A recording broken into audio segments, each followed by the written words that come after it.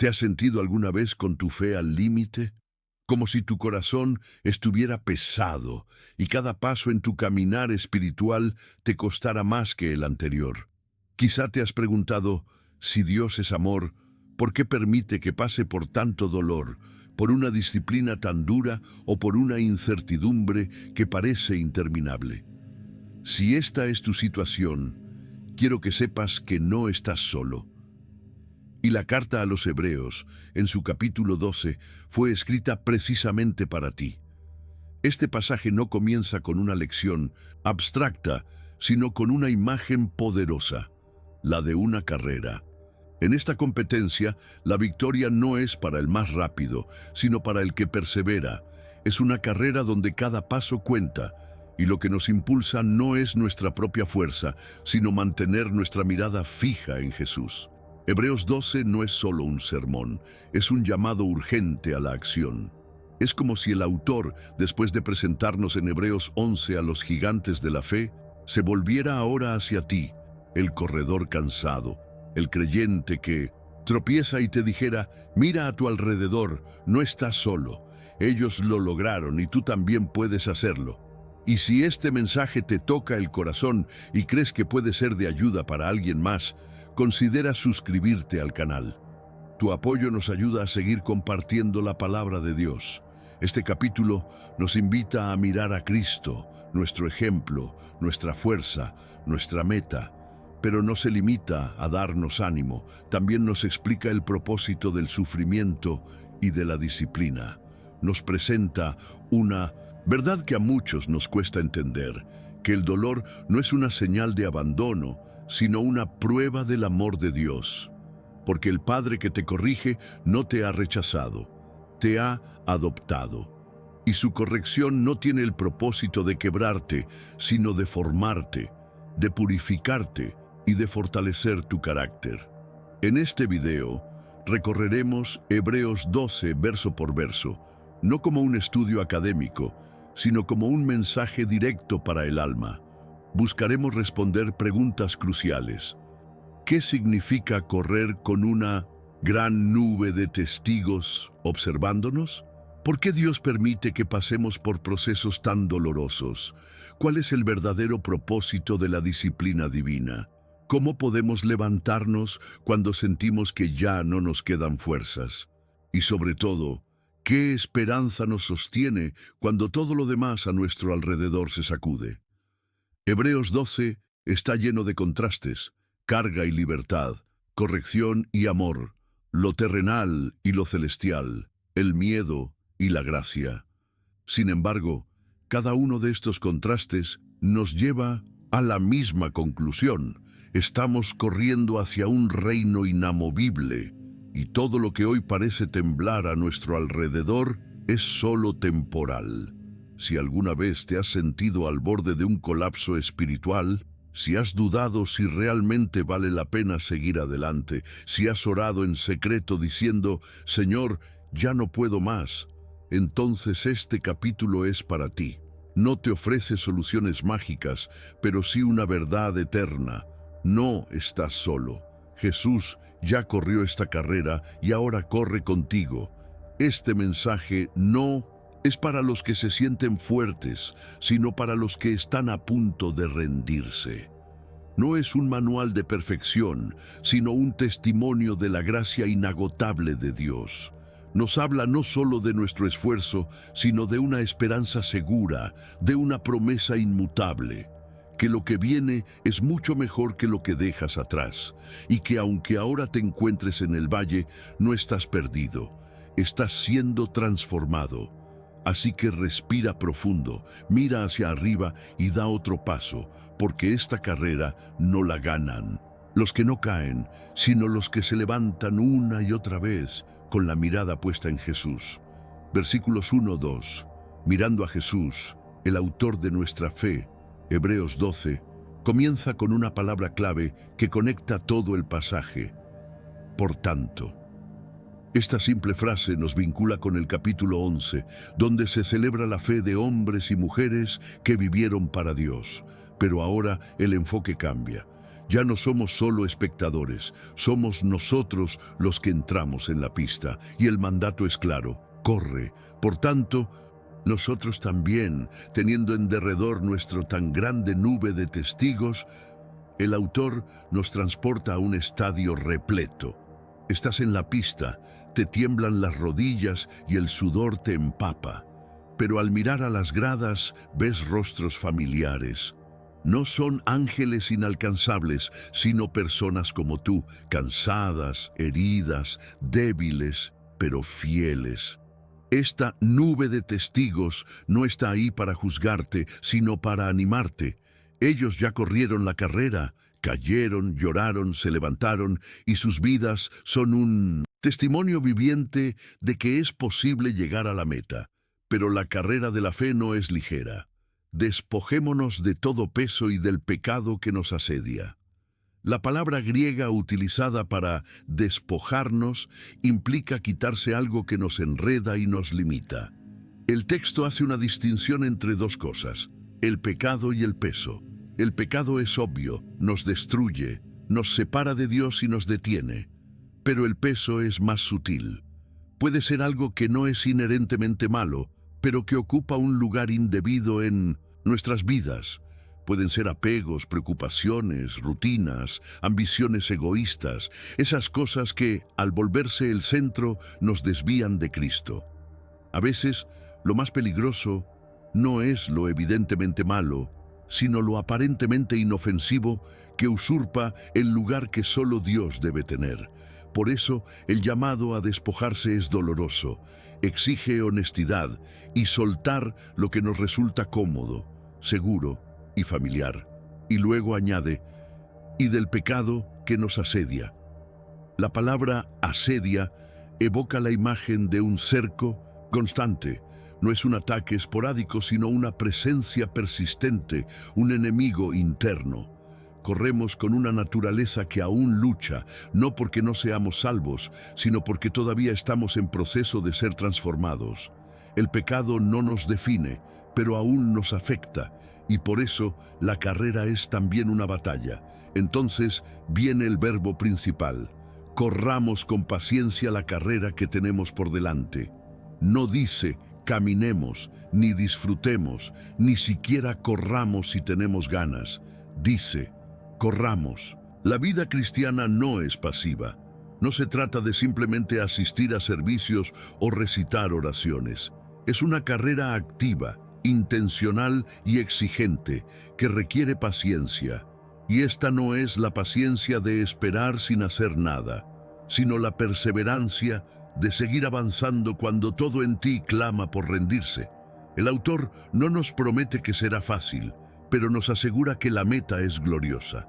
Por eso, insiste: puestos los ojos en Jesús, el autor y consumador de la fe.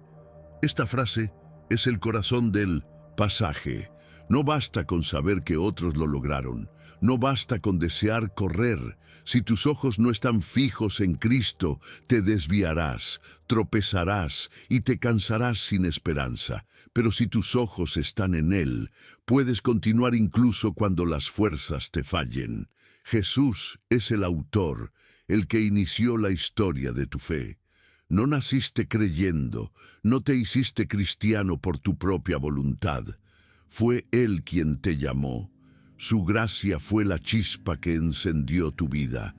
Pero también es el consumador, el que terminará lo que empezó. Él no te dejará a mitad de camino. Él no te llamó para luego abandonarte. Su fidelidad es total. Y el texto nos revela cómo corrió Jesús su propia carrera, el cual por el gozo puesto delante de él sufrió la cruz, menospreciando el oprobio. Esto es asombroso. Jesús no disfrutó el camino a la cruz, pero lo soportó por la alegría que le esperaba. ¿Cuál era esa alegría? Tu salvación, tu libertad, tu presencia junto a Él en la gloria. Él vio más allá del sufrimiento, y eso lo sostuvo. Menospreció la vergüenza. El Hijo de Dios colgado, desnudo, escupido, rechazado. El infierno entero burlándose y el cielo conteniendo el aliento. Aún así, no se detuvo. porque su amor era más grande que su dolor, su propósito más fuerte que la burla, su visión más grande que la vergüenza, y ahora se sentó a la diestra del trono de Dios. Es decir, todo terminó, todo se logró. Él venció, Él reina, no desde la distancia, sino con autoridad suprema, intercediendo, gobernando y sosteniéndote. Por eso, puedes seguir corriendo, porque no sigues a un líder muerto, sino a un rey vivo. Cuando sientas ganas de rendirte, mira a Jesús. Cuando el camino se vuelva oscuro, mira a Jesús. Cuando el peso del pecado parezca insoportable, mira a Jesús. Él no solo te muestra el camino, Él es el camino. Él no solo te inspira, Él te transforma. Él no solo te observa desde la meta, corre contigo en cada paso. Así que despoja el peso, abandona el pecado, corre con perseverancia y nunca quites los ojos de Jesús, porque Él, que empezó la obra en ti, la perfeccionará hasta el día en que cruces la meta y escuches las palabras más hermosas que puedas imaginar. Bien hecho, siervo fiel. Versículos 3:11. La disciplina como prueba de amor. Después de presentarnos a Jesús como nuestro ejemplo supremo, el autor de Hebreos nos dirige a un aspecto que muchos preferiríamos evitar: el sufrimiento. Pero no cualquier sufrimiento, sino aquel que viene de Dios como una forma de disciplina. Aquí es donde muchos cristianos se desaniman, porque tenemos una visión incompleta o distorsionada de lo que significa ser un hijo amado de Dios. Hebreos 12:3 dice: «Considerad a aquel que sufrió tal contradicción de pecadores contra sí mismo, para que vuestro ánimo no se canse hasta desmayar». La palabra clave aquí es considerad.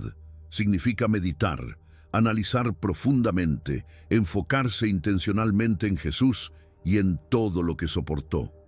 ¿Por qué? Porque el antídoto más poderoso contra el desánimo no es el optimismo humano, sino la contemplación de Cristo. Cuando vemos a Jesús en su sufrimiento, recordamos que nuestra lucha no es el final de la historia. Jesús fue rechazado por aquellos a quienes vino a salvar. Fue incomprendido, traicionado y crucificado. Y lo soportó sin pecado, sin rendirse, sin desviarse de su propósito. Él conoció el sufrimiento desde adentro, así que cuando tú sufres, Él no te observa desde la distancia, te entiende y te acompaña. Hebreos continúa en el versículo 4. Porque aún no habéis resistido hasta la sangre, combatiendo contra el pecado. El autor hace una comparación dura, pero necesaria. Está diciendo, sí, estás luchando, pero no al punto de la sangre. En otras palabras, no olvides que Cristo llevó esa lucha hasta sus últimas consecuencias y tú aún estás en medio de tu proceso. Esta afirmación no busca minimizar tu dolor, sino ponerlo en perspectiva. No estás solo, no eres el primero, y en Cristo no estás enfrentando más de lo que puedes soportar. Luego, en el 106, versículo 5, cambia de tono. Y habéis ya olvidado la exhortación que como a hijos se os dirige, diciendo: Hijo mío, no menosprecies la disciplina del Señor, ni desmayes cuando eres reprendido por Él. Esta es una de las citas más importantes del Antiguo Testamento. Proverbios 3. Aquí se nos da la clave para entender el sufrimiento bajo la soberanía de Dios. La disciplina no es castigo, es corrección amorosa. El texto nos advierte de dos errores comunes. 1. Menospreciar la disciplina, tomarla a la ligera, ignorarla. Esto nos hace resistentes al cambio e insensibles a la voz de Dios. Es el corazón endurecido que dice: estoy bien como estoy, no necesito corrección. 2. Desmayar bajo la disciplina, hundirse en la culpa, el desánimo o la desesperación. Ver la corrección de Dios como un rechazo. Es el corazón herido que dice: Dios ya no me ama, me ha abandonado. Ambas posturas son equivocadas. Por eso, el verso 6 nos da una declaración revolucionaria. Porque el Señor al que ama, disciplina y azota a todo el que recibe por hijo. Esto desafía nuestra lógica. Disciplina como prueba de amor, dolor como señal de filiación. Sí, porque Dios no es indiferente a tu crecimiento. No es un padre permisivo que deja pasar todo. Tampoco es un juez cruel que castiga sin misericordia. Es un padre perfecto que forma el carácter de sus hijos a través de procesos intencionales, y eso incluye el dolor. La palabra disciplina en el griego original implica entrenamiento, instrucción y formación, como un entrenador que exige a un atleta porque ve su potencial, o como un padre que corrige porque ama demasiado como para dejar que su hijo se destruya. Dios no está en tu contra cuando te disciplina, está a tu favor, moldeándote, enseñándote a confiar y arrancando de ti lo que te aleja de Él. Versículos 12-17, levántate, sana y sigue el camino. Después de enseñarnos sobre el propósito de la disciplina, Hebreos 12 da un giro poderoso. La atención ahora se centra en la respuesta que debemos tener ante lo que Dios ha hecho en nosotros. No debemos quedarnos caídos, sino levantarnos. No vivir heridos, sino sanar. No rendirnos, sino seguir el camino, porque aún queda mucho por recorrer. Versículo 12. Por lo cual, levantad las manos caídas y las rodillas paralizadas. Este versículo está lleno de simbolismo. Las manos caídas representan el agotamiento espiritual. Las rodillas paralizadas, el miedo, la debilidad. Es la imagen del creyente que ha sido golpeado por la vida, que ha pasado por la disciplina de Dios y ahora se encuentra sin fuerzas. El Señor no lo condena, le habla con ternura: levántate. Este es un llamado a la acción, a no quedarnos postrados, a no normalizar la derrota, a no decir: así soy, no puedo cambiar. Cuando Dios te disciplina, no es para dejarte roto, sino para fortalecerte, y esa fortaleza comienza con una decisión del corazón: levantarse de nuevo. Y aquí hay algo hermoso. No dice: espera a que Dios te levante, dice: levanta tú. Es decir, Dios ya te ha dado lo necesario, ahora tú da el primer paso. No lo haces en tus fuerzas, pero sí en su gracia. No es un acto de autosuficiencia, sino un acto de fe. Versículo 13. Y haced sendas derechas para vuestros pies, para que lo cojo no se salga del camino, sino que sea sanado. El texto pasa de lo personal a lo comunitario. Tu caminar no es solo para ti, sino también para los que te observan. Tus pasos dejan un camino, y si tus huellas son torcidas, alguien más podría caer. Pero si tus huellas son claras y firmes, otros podrán seguirlas. Lo cojo representa al hermano débil, al creyente que aún no tiene la fuerza para correr, y el texto no dice que el cojo debe desaparecer, sino que debe ser sanado. La iglesia no es un lugar para juzgar a los débiles, sino un hospital para restaurarlos. Pero para ello, aquellos que han sido sanados deben caminar con rectitud. Tu sanidad personal tiene un impacto directo en la sanidad de otros. Si te quedas en la amargura, otros tropezarán. Pero si decides sanar y caminar derecho, otros encontrarán esperanza. Versículo 14. Seguid la paz con todos y la santidad, sin la cual nadie verá al Señor. Este versículo es uno de los más desafiantes de toda la carta. Nos llama a buscar dos cosas al mismo tiempo: paz con los demás y santidad delante de Dios. Y ambas son necesarias. El cristianismo genuino requiere de las dos. Seguid implica un esfuerzo constante. La paz no surge de la nada. Requiere perdón, humildad y comunicación. Significa dejar de lado el orgullo para buscar la reconciliación. No siempre depende de ti, pero tú eres responsable de lo que haces. Y la santidad es más que la moralidad. Es vivir apartado para Dios. Es reflejar su carácter. Es decir, no al pecado. No por miedo, sino por amor y reverencia, porque sabes que fuiste comprado a un precio incalculable. Sin esa santidad, dice el texto, nadie verá al Señor. No está hablando de una perfección humana, sino de una vida genuinamente transformada por la gracia. Versículos 18-24. De las tinieblas del Sinaí a la gracia de Sión. En esta sección, Hebreos 12 nos presenta uno de los contrastes más impresionantes de toda la Biblia. El monte Sinaí versus el monte Sión. El autor usa estas dos montañas como símbolos de dos pactos, dos experiencias, dos maneras de relacionarse con Dios. Entender esta comparación no solo nos da claridad doctrinal, sino que también transforma nuestra forma de vivir la fe. Versículos 18-21. Porque no os habéis acercado al monte, que se podía palpar y que ardía en fuego, a la oscuridad, a las tinieblas y a la tempestad, al sonido de la trompeta. Y tan terrible era lo que se veía que Moisés dijo: estoy espantado y temblando. Este pasaje nos lleva a Éxodo 19, cuando el pueblo de Israel se reunió frente al monte Sinaí para recibir la ley. Fue un momento sagrado, pero también aterrador. Fuego, oscuridad, truenos, una voz imponente. El monte estaba lleno de la majestad de Dios, pero también de su juicio. Nadie podía tocarlo. Incluso Moisés, el hombre más cercano a Dios en ese momento, confesó que estaba temblando. Y ese era el problema. El pueblo tenía la ley, pero no tenía el poder para cumplirla. La experiencia era externa, impresionante, pero no transformadora.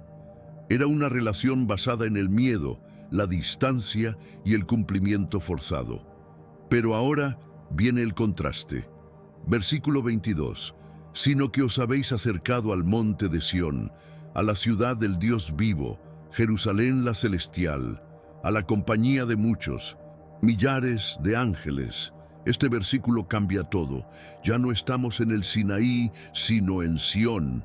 Ya no nos acercamos con miedo, sino con confianza, porque el monte Sión representa el nuevo pacto en Cristo.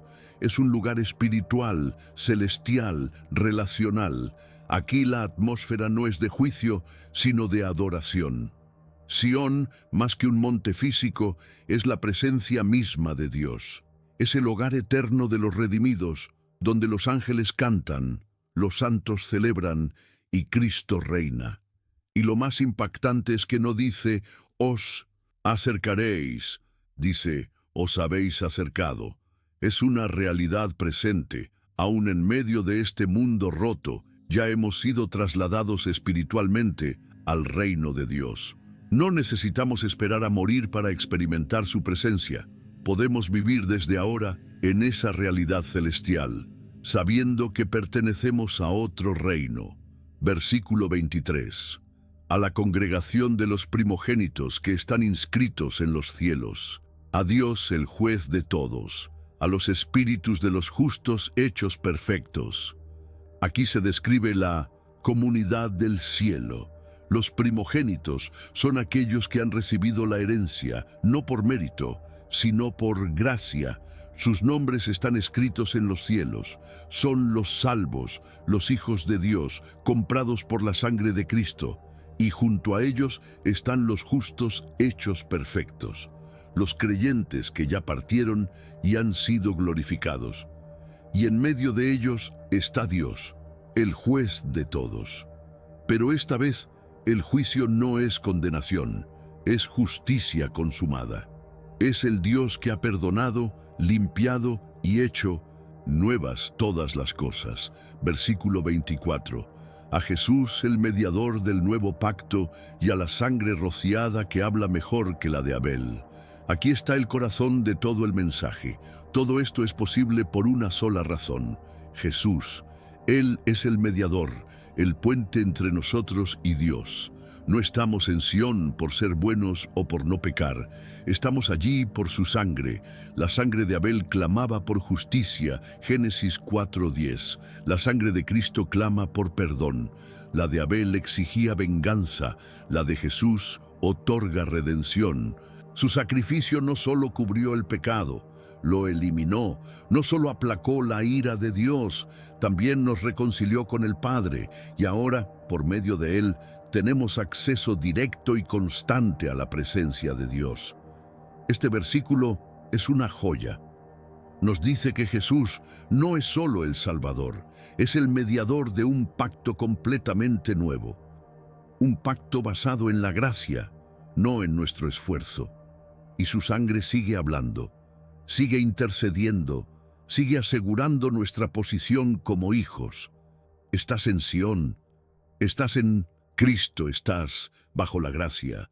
Ya no corres hacia Dios, corres con Él. Ya no le hablas desde la distancia, lo haces desde la intimidad. Ya no esperas juicio, esperas herencia. Y todo esto es gracias a Jesús, a su mediación perfecta, a su sangre poderosa. Versículos 25-29. Un reino que no puede ser sacudido. Después de llevarnos a la cima espiritual del monte Sión y mostrarnos la gloria del nuevo pacto, Hebreos 12 termina con una advertencia seria y una esperanza gloriosa. Es como si el autor nos dijera: sí, has sido llamado a algo grandioso.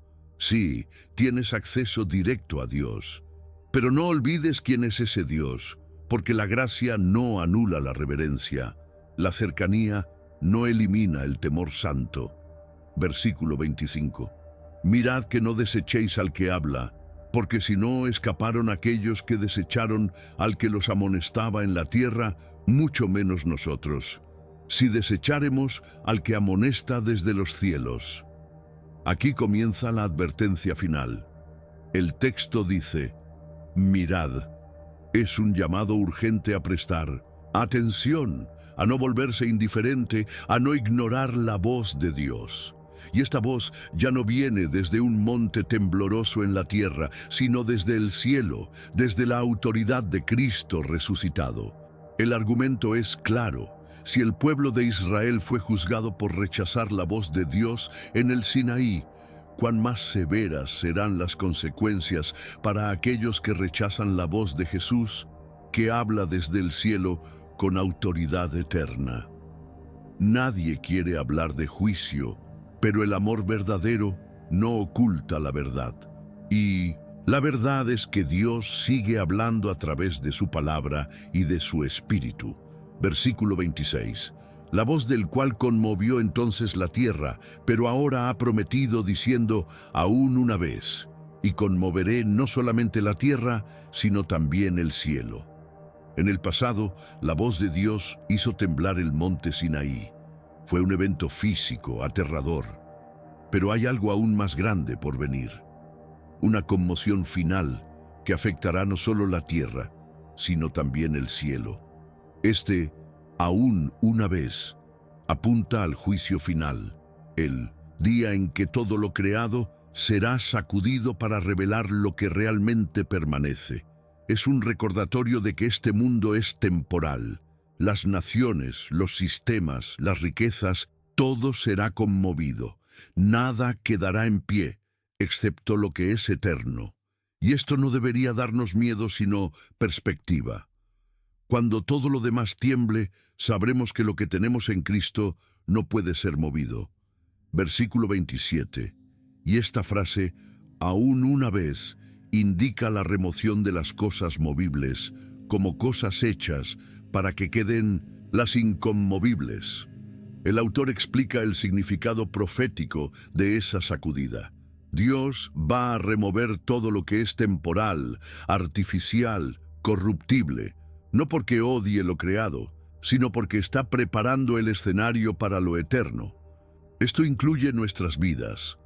Dios permite que ciertas cosas se sacudan, relaciones, rutinas, falsas seguridades, no para destruirnos, sino para limpiar lo superficial y revelar lo verdadero, para que dejemos de aferrarnos a lo que no puede sostenernos y nos agarremos de lo único que no será removido, su reino. Esta remoción es la gracia de Dios actuando. A veces, Él permite que lo movible se derrumbe para que por fin pongamos nuestra esperanza en lo que permanece. No es destrucción, es redención. Versículo 28. Así que, recibiendo nosotros un reino inconmovible, tengamos gratitud y mediante ella sirvamos a Dios agradándole con temor y reverencia.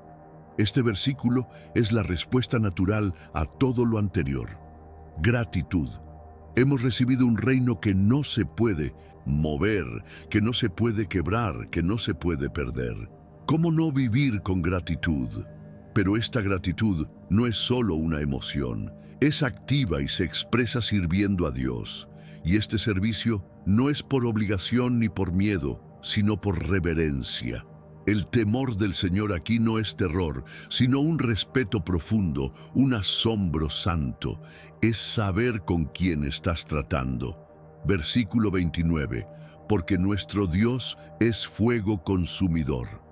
El capítulo termina con una declaración que puede parecer intimidante, pero es absolutamente necesaria. Dios no ha cambiado. Él sigue siendo fuego consumidor, no en el sentido de un Dios cruel, sino como un Dios absolutamente santo que no tolera el pecado y que purifica lo impuro. Este fuego no destruye al creyente, lo purifica, no acaba con sus hijos, los limpia, pero también es una advertencia para no jugar con la gracia, para no tomar a la ligera su palabra, para no vivir como si el reino eterno fuera algo secundario. El fuego de Dios revela lo que somos, refina lo que es verdadero y consume todo lo que no pertenece a su reino. En ese fuego encontramos tanto un temor santo como un consuelo profundo, porque es el fuego de un Dios que nos ama demasiado como para dejarnos como estamos. Conclusión, corriendo hasta la meta. Hemos visto cómo mirar a Jesús es la clave para no desmayar. Cómo su ejemplo, su sufrimiento y su victoria nos inspiran a seguir. Hemos comprendido que la disciplina que a veces tanto nos duele es en realidad una muestra profunda de su amor. Y también hemos descubierto que nuestra sanidad personal impacta a los demás, que no corremos solos y que nuestras huellas deben ser un camino de ayuda para el que va detrás. Hebreos 12 nos confronta, nos enseña, pero sobre todo nos consuela. Porque si hoy estás cansado, frustrado o en lucha, no significa que has fallado. Significa que estás vivo, que estás en un proceso, que Dios está obrando en ti. Así que levanta tus manos, endereza tus rodillas. No vivas como alguien que ha sido abandonado, sino como un hijo amado. Corre con paciencia, escucha su voz, sirve con gratitud y nunca dejes de mirar a Jesús. Gracias por acompañarme en este recorrido por Hebreos 12. Si este video te habló, por favor, compártelo con alguien que lo necesite. Y si aún no lo has hecho, suscríbete al canal para no perderte los próximos estudios. Déjame un comentario contándome cuál fue el versículo que más te impactó. Y recuerda, todo puede temblar, pero lo que Dios ha hecho en ti permanece.